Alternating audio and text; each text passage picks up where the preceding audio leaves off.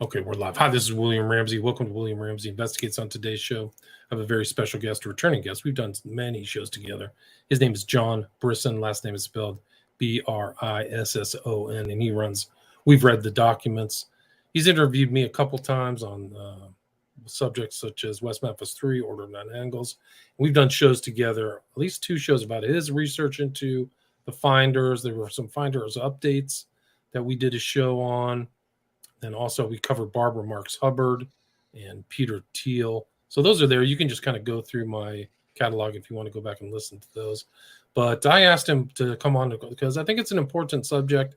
I don't know a lot of people cover this group, but it is the Lucis Trust and its history, and it's still active, and it's tied into the World Economic Forum. There's just absolutely no doubt that these people know what's going on a global scale. I think they have a global interest as well, and they're associated with the United Nations as well. So we both watched this video, fairly recent video, of the current chair of the Lucis Trust, Christine Morgan.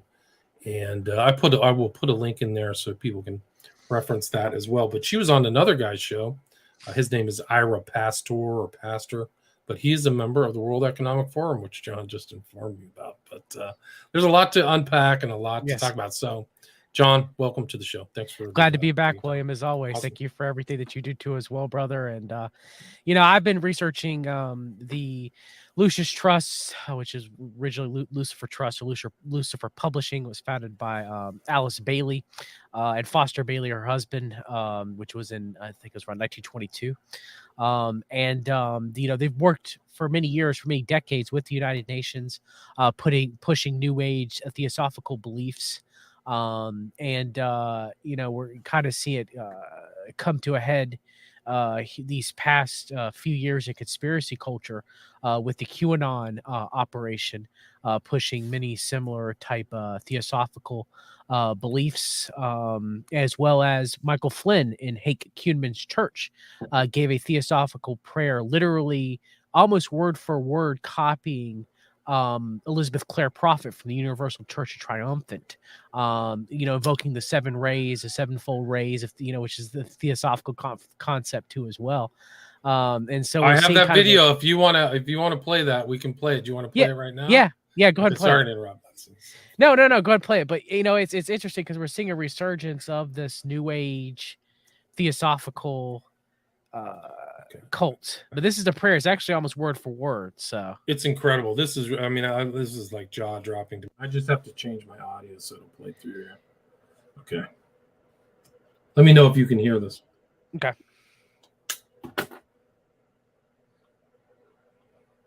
Mighty presence, I am here, O God, and I am the instrument of those 7-fold rays and archangels. We are your instrument, those 7-fold rays, and all your archangels, all of them. And I will not retreat. I will take my stand. I will not fear to speak, and I will be the instrument of God's will, whatever it is. We will not retreat. We will not retreat. We will stand our ground. We will not fear to speak. We will be the instrument of your will, whatever it is. Here I am, so help me God, in the name of Archangel Michael and his legions. I am freeborn, and I shall remain freeborn, and I shall not be enslaved by any foe within or without. In your name, and the name of your legions, we are freeborn, and we shall remain freeborn, and we shall not be enslaved. They're repeating it back to him too. It's kind of, the audio for Flynn isn't that good, but they're like cult members repeating the word for word too as well. This invocation. So help me God. God bless you. God bless America. Thank you very much. So, there you go, right? Yeah, incredible. There we have Flynn, leading Christians into a theosophical prayer. Of course, Alice Bailey was one of the major propagations of the 7 rays of energy philosophy. Of course, they claim that they got it from Hinduism, supposedly, allegedly. And then, of course, we watched the video of Elizabeth Clare Prophet there. She's obviously channeling some demon. She claims it's Saint Germain, but she's obviously channeling there. And so, I mean, Lucis Publishing, Lucis Trust, has published theosophical books, all of Alice Bailey's writings, have propagate them. There's some supposed speech that Alice Bailey gave to the United Nations, William. I've never been able to substantiate it or find it. And if I could, it would be pretty strong condemnation of her life and her work. I don't know if you ever came across it, where she pretty much leads the blueprint out for the New World Order, and they claim that she spoke to the United Nations with this speech, but I could never find out if she really truly ever did or not, or I mean, she said stuff that they claim that she says on there. If you Google Alice Bailey's, let me see here, Alice Bailey's UN speech.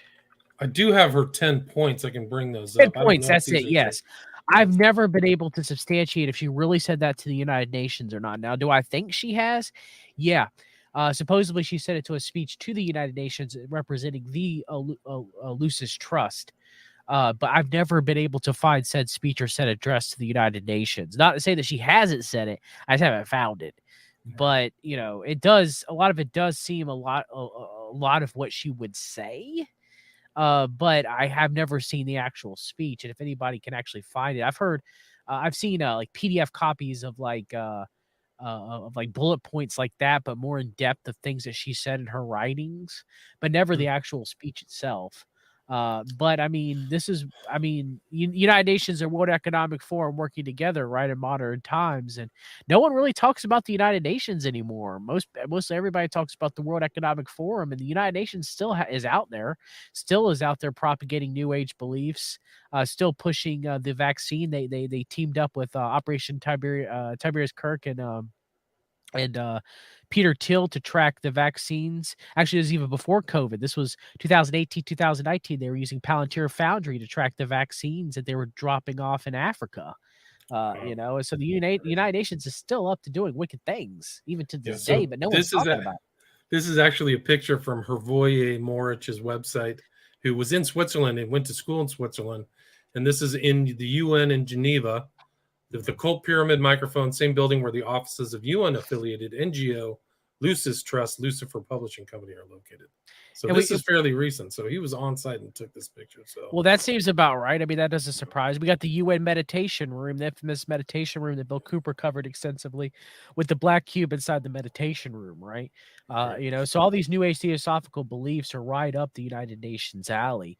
So when we hear from Christine Morgan here as a current president of Lucis Trust, she's literally just giving Alice Bailey's talking points to the modern world. There is no difference. They're in line with each other. I believe those are copies of Alice Bailey's books behind her. I believe so. I believe that's right. I remember them being blue covered books, so I assume that's the case. Yeah, I think it's probably externalization of the hierarchy and the 7 Rays books behind her. I think. See if I can expand it. But they were all blue. I do know that much. And they do have the gold lettering, and they kind of do look like those books. I think that's probably what is behind her. Yeah, but, one of the biggest things that Blavatsky and Bailey did as far as theosophy is concerned is externalization of the hierarchy, which we're kind of seeing now with the world order being laid bare, with corruption being laid bare, as how overt it is, and it's out there for everyone to see, which they'll use that to usher in the New World Order, or, in Revelation, the beast system. Satan will, ultimately it's God, but Satan will, show kind of like the evil demonic side to the world, and then the light side that all of these theosophists talk about is going to come in and save us from it, right? When you have Satanists at was it Boston where they were at? It was somewhere in Massachusetts where they had the Satan Con, right? And they were tearing up Oh, the right, Bible, just recently, yeah. which is blasphemy, but it's overt. It's in your face. It's to get you upset. It's not to get you to see the esoteric, hidden, kind of like New Age love and light evil that, you know, a woman like Christine Morgan would end up saying, right?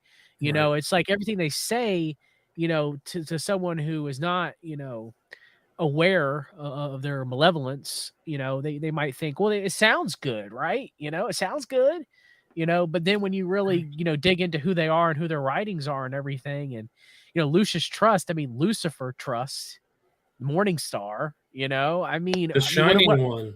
The shining one. I mean, what else are we supposed to say to this? You know, it's definitely not good. It's definitely not of God, you know, but that this is the way that they look at the world. They look that they're the saviors of mankind, and they're going to do it by any means necessary, even if that means killing you.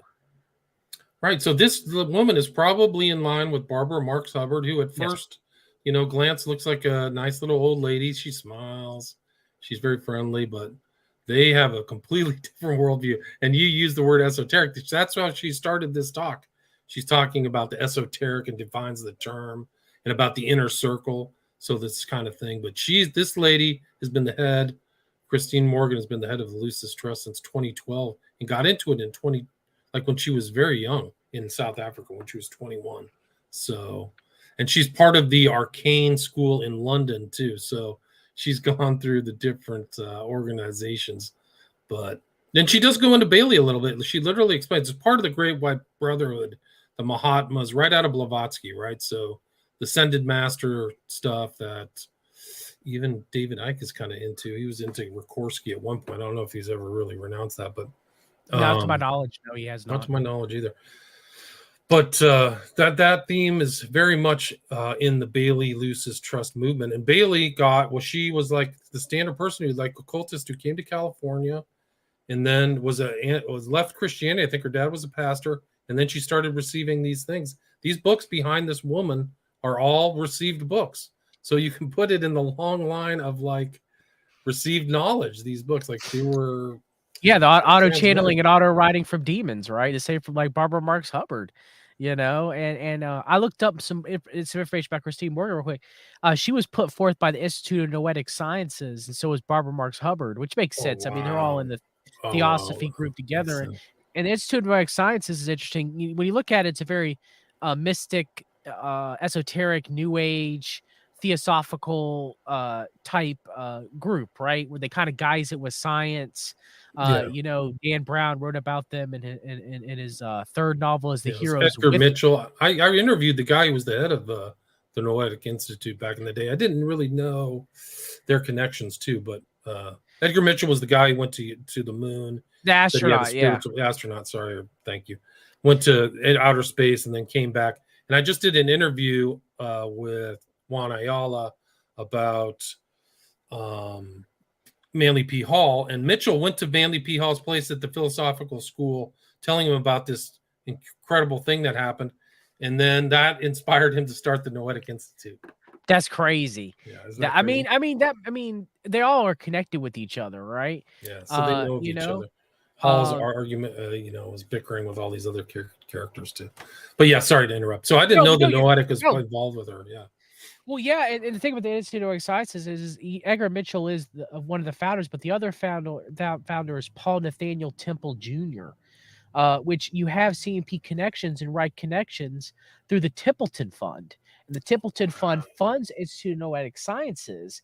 And you're like, okay, so why is this conservative funding group, why are they funding the Institute of Noetic Sciences, right? Like, why would they fund such a far out there pseudo-scientific new age group, right? But again, I mean, they're all connected with each other. Like, I think most of the CMP and the writer Fabian socialists, right? They call themselves a certain type of a liberal. I'm trying to think of the name of it offhand. Classical liberal. Every time you hear the term classical liberal, there's another name for Fabian socialist. Okay. Oh, interesting. And so unlike communism, where communism is in your face, totalitarianism, usually overt revolutions and overthrowing of government. Fabian socialists, I mean, their flag is a wolf in sheep's clothing, right? So they destabilize the institutions from within. And then once the society is crumbling, they come in and they're like, oh, we're going to save the society. We're going to help it out. We're going to fix it. We're the elite, you know? So it's kind of a different way of taking over a society compared to communism, which is more overt, where Fabian socialism is more, it's more hidden.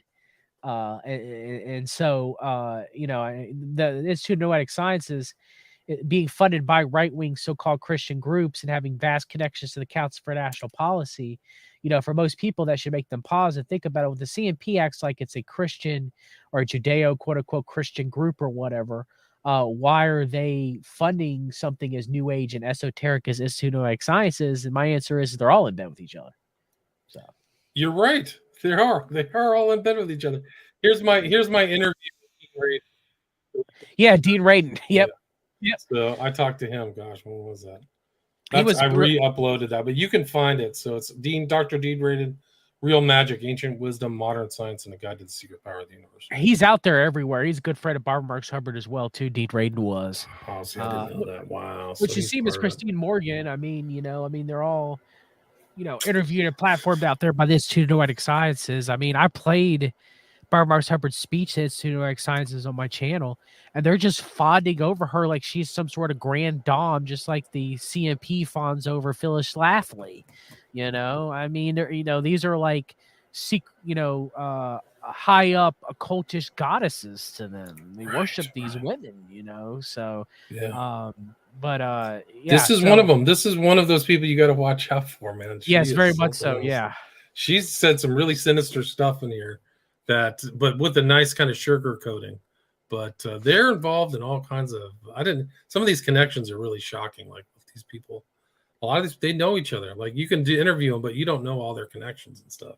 Yeah, they're all in. I mean, I guess in closing, one of the heads of the Institute of Noetic Sciences right now, and I have to get his name, he's actually going around to alternative conferences and speaking at alternative conferences. He's very high up in Institute of Noetic Sciences. I'll see if I can find his name real quick.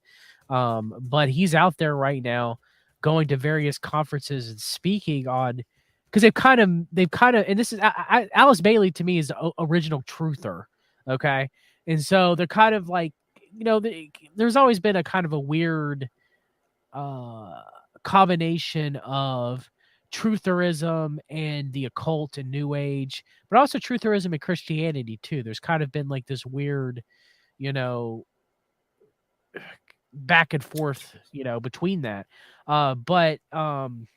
Is the guy you're looking for, is his name Rusty Shores? Is that dude? Any of those? No. That's the current, like, let's see the board of directors. It might be somebody on the board of directors. This is Noetic Society, yeah. Mark Gober, that's who. That's not who. Let's find him out. Open. I've been noticing that he's been going around, going to various truther, kind of like truther conferences and speaking and stuff like that and everything. He's been making appearances on behalf of George Zimmer, Men's Warehouse. Men's Warehouse, you're gonna like your suit, I guarantee it. Yeah. William. Hey man, they probably got a right guy who helps support it. Wow, this is crazy. That's what you do when you look through these websites. I guess you could find out. Wow, small world. So yeah, so I didn't know the Noetic Science is involved in all this stuff too. But yeah, this whole new world, man, it's got a bunch of new agers all over the place. Yeah, if you ever get a chance, read Dan Brown's book, The Lost Symbol, because in that book, that's when I was a new ager. That's where I learned that. That's how I learned about it. I was a new ager when I read it, and I was like, oh, this is great. I love the Institute of Noetic Sciences. I mean, this is more than 10 years ago, maybe less than 10 years around there. But I remember reading it. He makes the Masons out to be the good guys, William. The Masons and the Institute of Noetic Sciences out to be the good guys in the book, Lost Symbol. Oh, wow. Crazy stuff. But yeah, she's something else. This lady's something else. Let's see, what else is it? Tibetan stuff, Tawashkul, telepathic stuff. Treatise on White Magic, all their like weird doctrines, etheric vehicle, cosmic fire, but their reappearance of the Christ is not the Christian Christ, right? No, it's a cosmic Christ.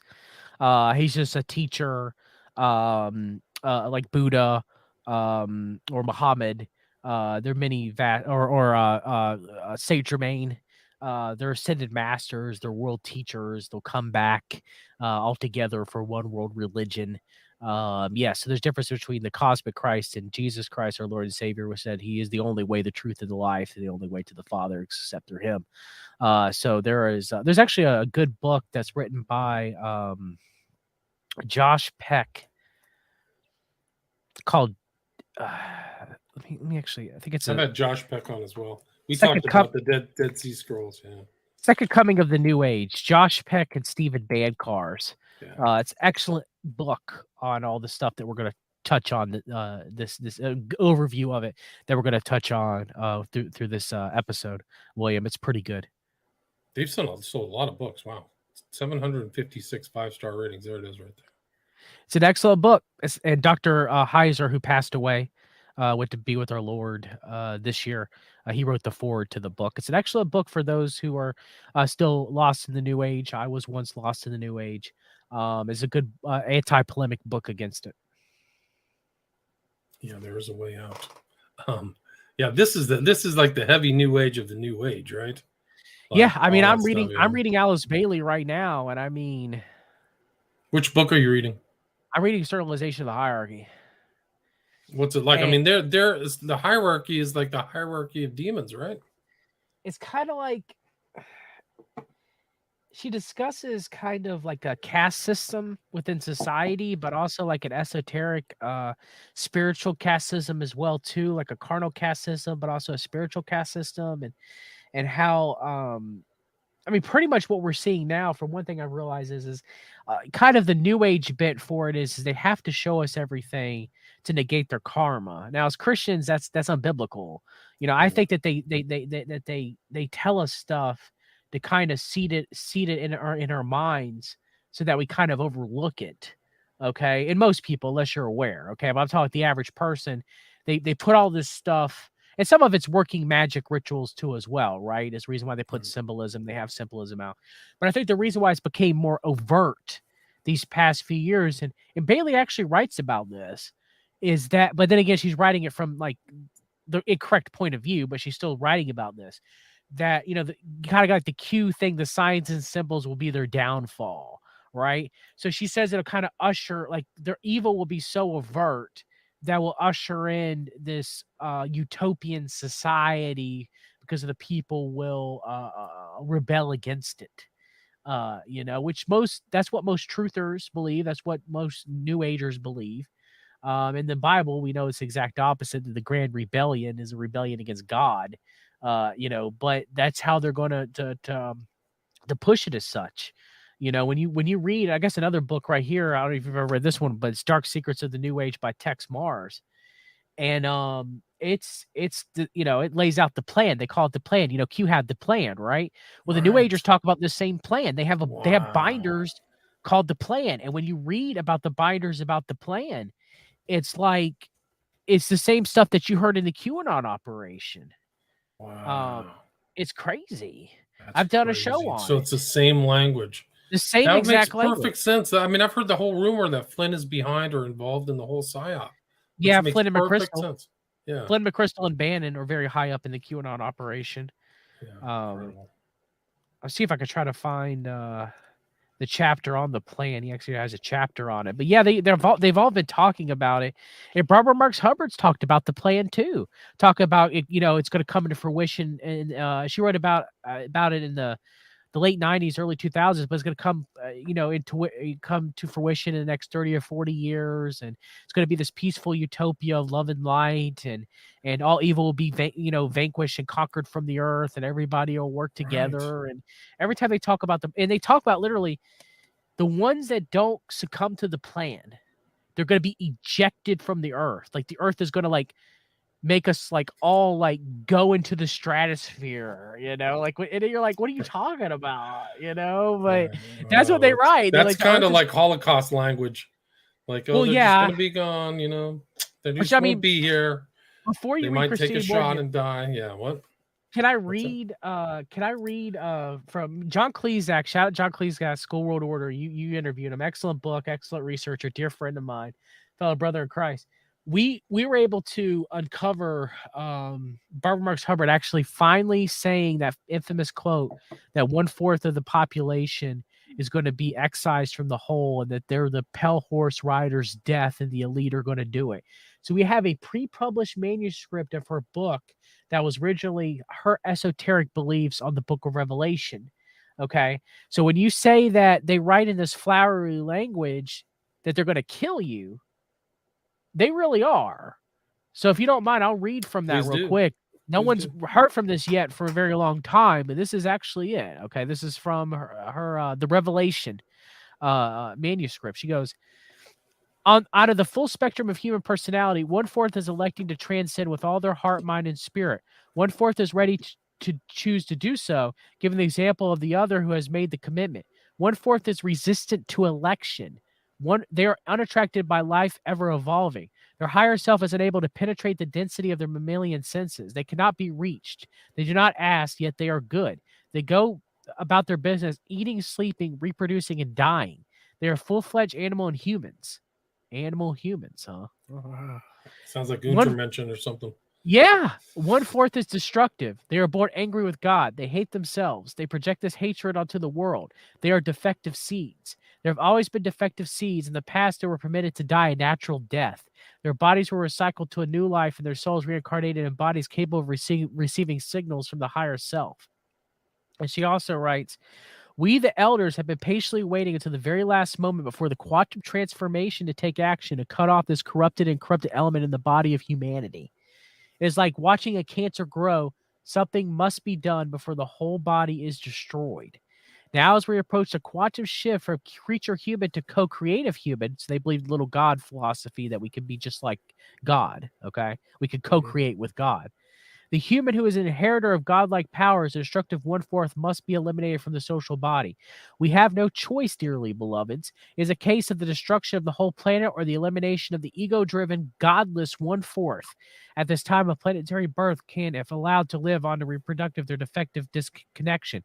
Destroy forever the opportunity of Homo sapiens to become Homo universalis, heirs of God. We come to bring death to those who are unable to know God. We do this for the sake of the world. We are the pale horse rider. We are death. That's incredible. There's so much in there, too, that overlaps with what this lady's saying, too. One last thing, because it's all the same, William. Once you realize that it's all the same and they just kind of guise up the language a little bit different, but they really, and when they're talking about the 1/4 of humanity, they're talking about Christians. They're talking about primarily Christians is what they're talking about. People that won't go along with their plan. Okay. Right. And so she says, fortunately, you, dearly beloveds, are not responsible for this act. We are. We are in charge of God's selection process for planet Earth. He selects, we destroy. We are the riders of the pale horse death. It's incredible. It's Nazism, actually. It's a full-on kind of O&A language, too. When she throws in that, it made me think of the O&A's Homo Galacticus, right? So they're going to be the ones that go up and all the Homo Hubriati, or which is what she believes too, and what she pushes is Homo Universalis. Right, total Satanism, philosophy of Satanism. And then the evolution, like, it makes me even more suspicious of Darwin, but just the fact that the New Agers believe in this evolution, we need to evolve. And this, Christine Morgan says the same thing. He's actually, Lucifer is the founder of evolution. Like, he's part of the consciousness. He's the beginning. She literally says heavy duty Luciferian stuff in this. He's the beginning of self-consciousness, evolution, initiation in Latin. Like she just spits it right out. Very closer to the end though. But yeah, when you hear Barbara Marx Hubbard talk like that and this lady talk, they would be just in perfect company to be together. No question. as I always say, you broke your leg and you're laying in bed in the hospital, right? And you're kind of on painkillers that kind of knocked you out a little bit. And she's the old elderly nurse that comes in and checks on you with a big smile on your face, says, "Yeah, we're gonna get rid of you," and puts a pillow over your face. Yeah. So I mean, and then again, in closing, she writes this: "The riders of the pale horse are about to pass among you. Grim reapers, they will separate the wheat from the chaff. This is the most painful period in the history of humanity." Wow. It's really You don't have to something else. participate in the destruction. You are to be responsible for the construction, which shall begin as the tribulations come to an end. It's total like Luciferians, like Nazistic Satanism, where you destroy and build, you kill people off and then rebuild. I mean, it's really something else. And this lunatic right here, they do all the meditation. So meditation is another thing. So they're meditating when the WEF meets. Like that's what these people are doing. So meditation is like they're contacting the spirits to make change and stuff like that. It's something else. Where was that quote from? That was from an unpublished manuscript of Barbara Marx Hubbard called "The Revelation Alternative to Armageddon" by Barbara Marx Hubbard, which was laterally published as the Book of Co-Creation, an evolutionary interpretation of the New Testament. Wow. And they have no choice. Like it's like they've got to do it. Yeah. You just have to implement this. It's the salvation of us all. We don't have a choice. That's what they say. And they say, well, what's in Revelation that's wrong? That doesn't have to happen. Okay. Instead, we'll just kill a fourth of you and then we can evolve to the stars.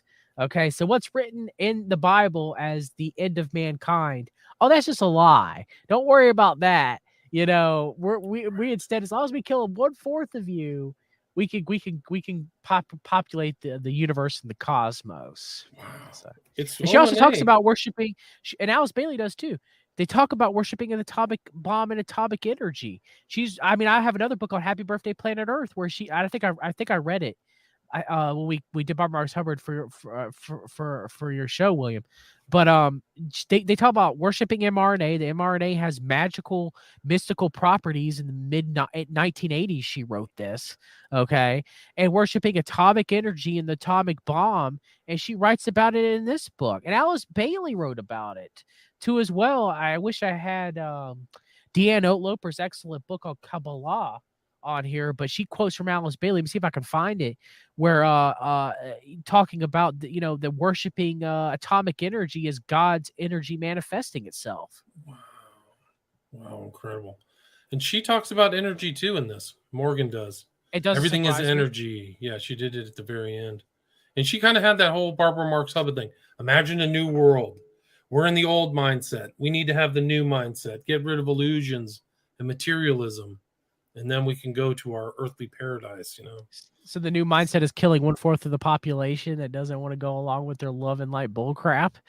Well, what's next? What happens after they get rid of 1/4 of us? Then, what's the next thing? Oh, well, they got too many now. Let's get rid of another 1/4 or something. Who knows? But they're all. People's lot. But through your research of the Order of the Nine Angles, is it all this very similar? It just reminds when you're reading from Barbara Marx Hubbard, it's like that. It's like the accelerationism. We have to do it. The impulse. We've got to get rid of this chaff to advance forward. It's the same stuff. Now, a lot of that's reflected in Nazism too. It's like the full satanic philosophy. It's all there's the inverse of Christianity. Love your fellow man and take care of the downtrodden and the poor, right? So it's like the inverse of that, where they scream that we're feed the poor, you do so unto me, right? Yeah, that's Christ's standard. Yeah, you're the poor, you're feeding me. So feed the poor. Yeah, it's interesting. It's just interesting the way that they yell at us for them being enlightened, but in reality, it's the exact inverse for them. Yeah, no, it's incredible. But they always have to kind of put it out in kind of easily digestible information to pick up followers, but they can't come out and say, yeah, our whole goal is really just to poison you and kill off a fourth of you. They can't let that cat out of the bag, too fast. But yeah, oh man, incredible stuff. Let me pull up some Blavatsky stuff. Okay.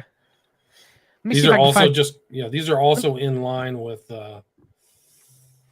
with, Blavatsky and Hubbard and this lady Claire, whatever her name is, Claire Morgan.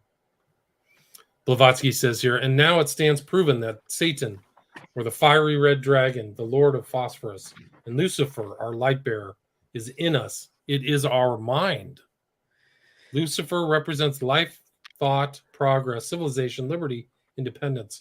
Lucifer is the Logos, the serpent, the savior. This is all Luciferianism. The world is not yet prepared to understand the philosophy of occult sciences. Let them assure themselves, first of all, that there are beings in an invisible world, whether spirits of the dead or elementals, and that there are hidden powers in man which are capable of making a god of him on earth. I all think the same thing, man. If you look, they're all repeating the same thing, right? So it has to be. They really are. It has to be their religion, right? Or they would be Yes. wasting their time with all of this. No, it's their religion, man. All that stuff. Wow. Yeah, there's a lot more. The Bailey stuff must be interesting. I bet she really kind of lays it out there. Yeah. If you want to, you can start playing a little bit of what she's saying, and we can. Let's see. The problem is that my audio doesn't work very well. It tries to pick it up through my. Let's see what you hear. Yeah, see, I have to get rid of this one. I don't have really a great setup. It comes through my. Either do I. I got to work on mine. I don't even know how to do it. I would have to I can use the iMac speakers and microphone, but I don't know how to move between them both on StreamYard. You don't have to worry about all that. We can keep talking. Okay. See if I can.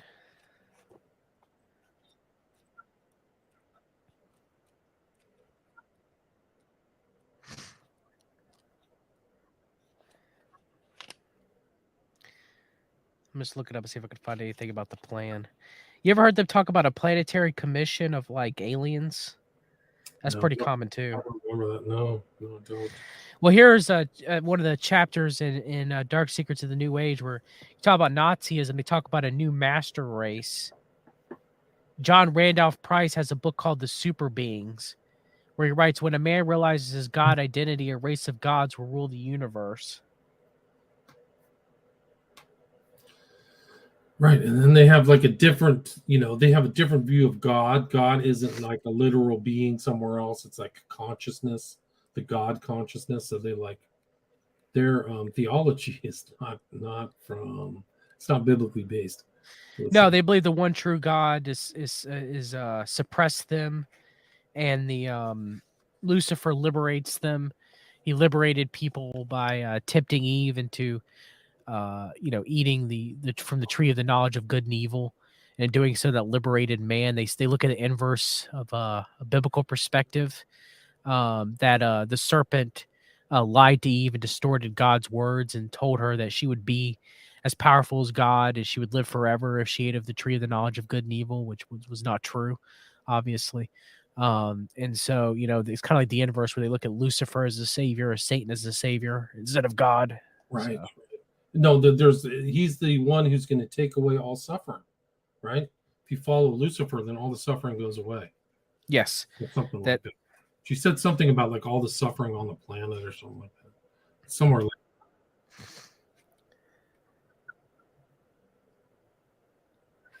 Let's see here.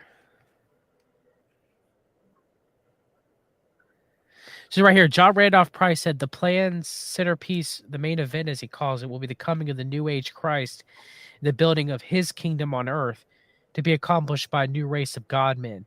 The gathering has taken place. New Age believers in all religions are uniting again, this time in the new commission to reveal the light of the world and begin the Aquarium age of spirituality on planet Earth. The revolution has begun. The pace is quickening. It's getting acceleration, right? Throughout the world, men and women are joining in the uprising, are coming forward to counting as a part of the new race will someday rule the universe.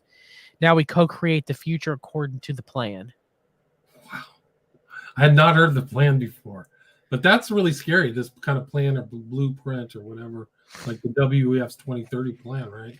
That's totally accelerating. They're not even backing down without any real shame. Oh, sorry, what we're doing. They're just next step, next step, next step.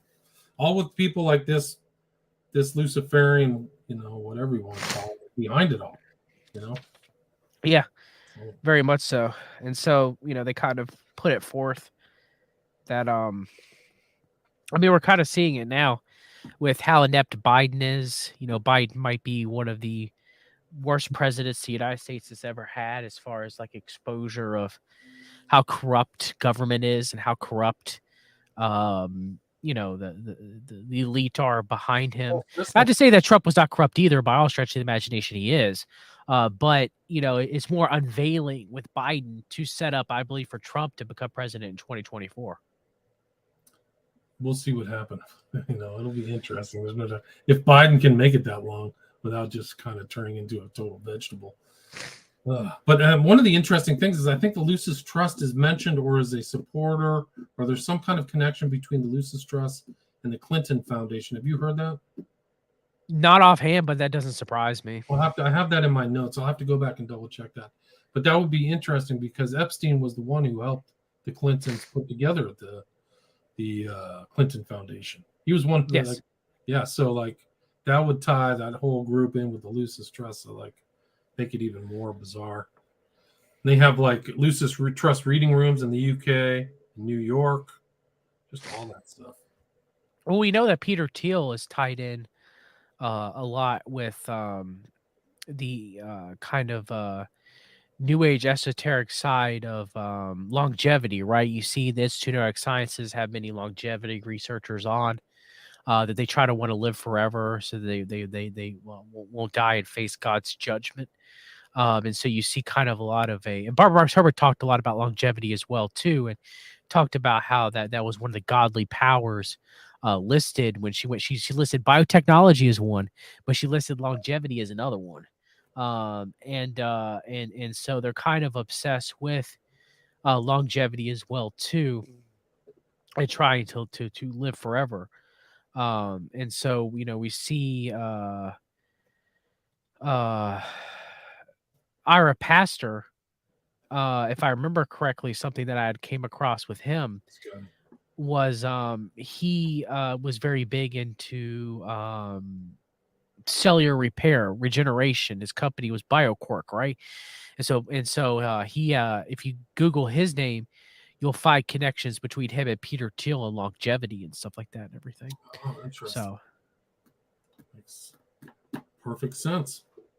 Which makes sense. I mean, they're all intertwined with that because they believe that's the next step.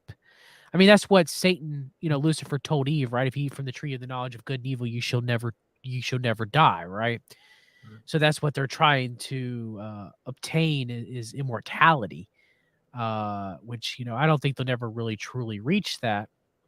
However, there is a part of Revelation where the elite scream out and wish that they could die, but alas, they cannot.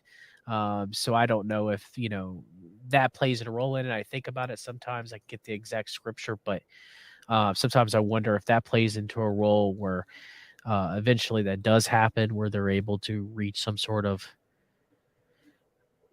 short time lived, longevity. And then they're being, they're going through the seals and the trumpets and stuff like that of God's judgment on the world, and they're not able to die in their underground bunkers.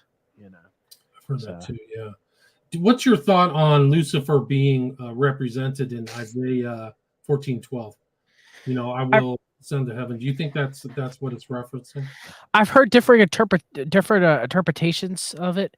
I've heard some people saying that it was mistranslated in the King James version, that it wasn't Lucifer, but it was I don't remember which king it was making reference to. I believe it is Lucifer, though. I believe the King James version translation, Lucifer, O morning star, the one who fell from heaven. I think it is about Lucifer. I think it is about Satan. But also Jesus is referenced in the Bible as the true morning star.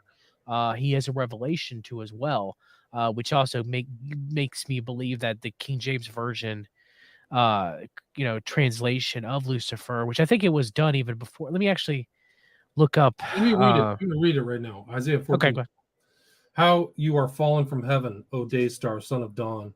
How you are cut down to the ground, you who laid the nations low. You said in your heart, I will ascend to heaven above the stars of God. I will set my throne on high. I will sit on the mount of assembly in the far reaches of the north. I will ascend above the heights of the clouds. I will make myself like the Most High. But you are brought down to Sheol, to the far reaches of the pit. Those who see you will stare at you and ponder over you. Is this the man who made the earth tremble, who shook kingdoms, who made the world like a desert and overthrew its cities, who did not let his prisoners go home? So it kind of goes on. But yeah, some people believe it is reference to Sargon II, the king of Babylon. Some people believes it was mistranslation from Jerome, which later, the King James Version, translated as Lucifer too as well, but it originally was an error from Jerome, and that it wasn't Satan or Lucifer, that it was Sargon II, the king of Babylon. But I think it is Lucifer myself, but the people have been going back and forth of whether that truly, passage represents Satan or represents the king of Babylon. That Jerome similar overlaps. So the king tried to ascend to heaven, kind of like Lucifer, right? But the I wills are really kind of a philosophical / theological giveaway, because it's the will of that individual to become God or sit in the heights. The same with the tower, right? In Genesis, yeah. So it's very similar to that too, as well. Theme, yeah, and that's the total. It's like a Crowleyan theme: the will, Hitler, the whole bit. I will. Which is to say, with these Theosophists, right, that they believe that they can reach the stars and be one with God. They talk a lot about co-creation and co-evolution. Similar? Here's the one. Here's the theological thing. How similar is the quest to reach the stars or reach outer space? How similar is it to constructing a Tower of Babel? Isn't that what the Tower of Babel really is trying to ascend to heaven? I think it's one and the same. Seems similar to me, yeah. Just me. I think it's. I got to run. I got a family thing right here in about 5 minutes. So where can people find your stuff? Yeah, William, you can find me. We've read the documents on Odyssey. You can find me We've_read on Twitter. We've read the documents on Substack and Patreon. And thank you for having me back on, William. It's been great. Yes, thank you for everything. Everybody also go check out your work as well. I'm a satisfied Patreon too of William's. And thank you for all that you do, brother. Yeah, thank you. And do you have anything on the horizon, or what are you working on? I'm gonna start. Let's see here. I got a lot of things on the backlog that I need to get done. I'm going to go through Barbara Marx Hubbard's manuscript, and I'm going to read from that some.